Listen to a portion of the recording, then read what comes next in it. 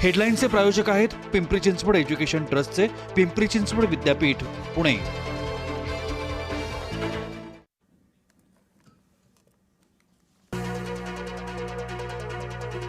मुंबई शहरासह उपनगरांना मुसळधार पावसानं झोडपलं। पुढील 3 दिवस मुसळधार पावसाचा अंदाज।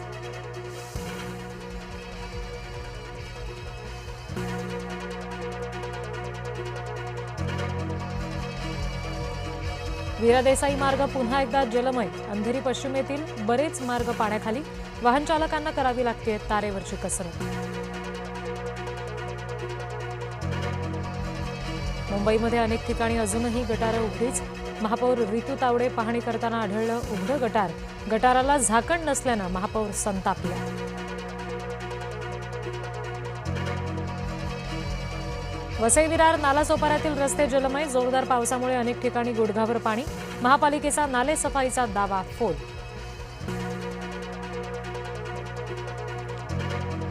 मुंबईसह उपनगरांमध्ये पावसाचा जोर वाढला। मध्य रेल्वेची वाहतूक 15 ते 20 मिनिटं उशिरानं। रस्त्यांवर पाणी तुंबल्यामुळे रस्ते वाहतुकीवर सुद्धा परिणाम। कल्याण डोंबिवली परिसरामध्ये पावसाचा जोर वाढला। छत्रपती शिवाजी महाराज चौक, आंबेडकर रोड पाण्याखाली। हवामान विभागाकडून रेड अलर्ट जाहीर। शाळा कॉलेजला सुद्धा सुट्टी।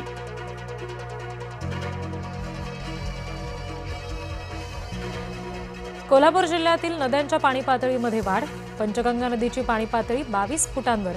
15 बंधारे सध्या पाण्याखाली। काही मार्गांवर नदीचं पाणी आल्यामुळे मार्ग बंद। रत्नागिरीमध्ये मुसळधार पावसाचा सगळ्यात जास्त फटका खेड तालुक्याला। जगबोडी नदी अजूनही इशारा पातळीवर। नदीकाठच्या नागरिकांनी सावध राहावं अशा स्थानिक प्रशासनाच्या सूचना। रत्नागिरीमध्ये धरण क्षेत्रातील पाणी पातळीमध्ये वाढ। समाधानकारक पावसामुळे पानवल धरण ओव्हरफ्लो।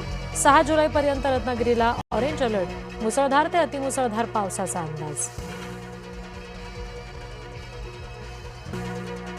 पालघर जिल्ह्याला सुद्धा मुसळधार पावसानं झोडपलं। आज आणि उद्या अतिमुसळधार पावसाची शक्यता। 2 दिवस जिल्ह्यामध्ये पावसाचा रेड अलर्ट।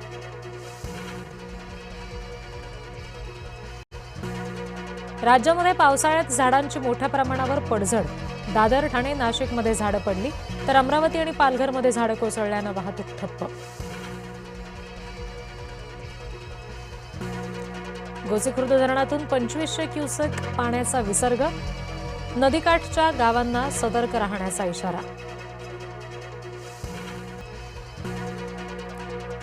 उपमुख्यमंत्री एकनाथ शिंदे ठाण्याच्या ज्युपिटर हॉस्पिटलमध्ये भरती।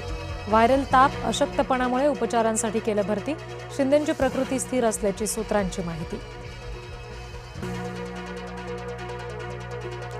सलमान खानच्या घराबाहेरील गोळीबार प्रकरण। गुंड लॉरेन्स बिश्नोईच्या लहान भावाची शरणागतीसाठी अर्ज।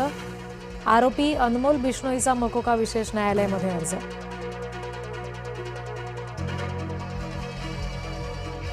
संभाजीनगरमधील किळसवाणा प्रकार समोर। इंजिनिअरिंग कॉलेज कॅन्टीनमध्ये पोह्यात आढळली अळी, भातात झुरळ। अन्न आणि औषध प्रशासनाची कॅन्टीनवर धडक कारवाई। बस दरीत कोसळून 40 जणांचा मृत्यू। पाकिस्तानच्या खैबर पख्तूनख्वा प्रांतातील घटना। बसचे ब्रेक निकामी झाल्यानं अपघात झाल्याची माहिती। आज मँचेस्टरमध्ये रंगणार भारत इंग्लंड दुसरा T20 सामना। वैभव सूर्यवंशीच्या पदार्पणाकडे चाहत्यांचे डोळे। अर्जेंटिनाचा केप वर्डेवर थरारक विजय। चुरशीच्या सामन्यामध्ये 3-2 मिळवला विजय।